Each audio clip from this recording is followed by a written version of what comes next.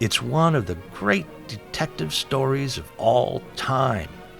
Sadly passed over by modern movie audiences because it's in black and white. This is the voice of G.O.D. Grumpy old dude. There are no movie stars anymore. A private detective needs to solve the case of his partner's murder and runs into so much more than he bargained for in 1941's classic, The Maltese Falcon. Hello, Sam. I figured you'd want to see it before we took him away. Oh, thanks, Tom. What happened? Got him right through the pump with this. It's a Webley. English, ain't it? Yeah, Webley Forsby, 45 automatic, 8 shot. They don't make them anymore. How many gone out of it? Just one. What's good? What makes Bogart Bogart? He's not conventionally handsome at all. He's short and slim. The great director John Huston, The Maltese Falcon being the first film he helmed, said it was all about Bogey's eyes. You could see into his soul. I'd argue that, in spite of his lack of height and good looks, Bogart was the American romantic leading man of his day, even in this film noir.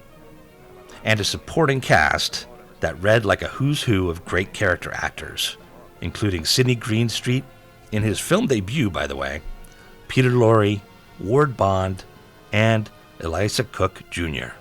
Plus, you've got the historic directing debut of the legendary John Huston, who also wrote the slick, fast-paced screenplay. What's bad? Stop it, the police will be here any minute. Now talk. Oh, how can you accuse me of such a terrible... This isn't the time for that schoolgirl act. I'm not a big fan of leading lady Mary Astor's work here.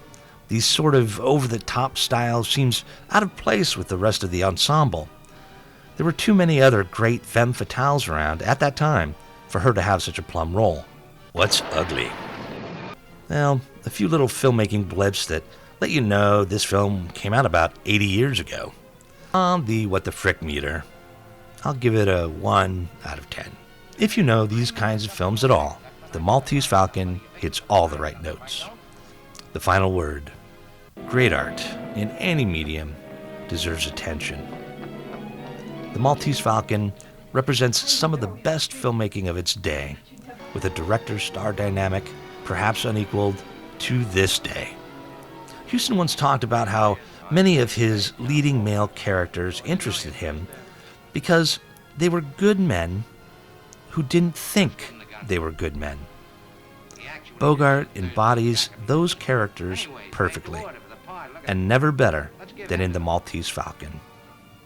You can check out The Maltese Falcon right now on HBOMax.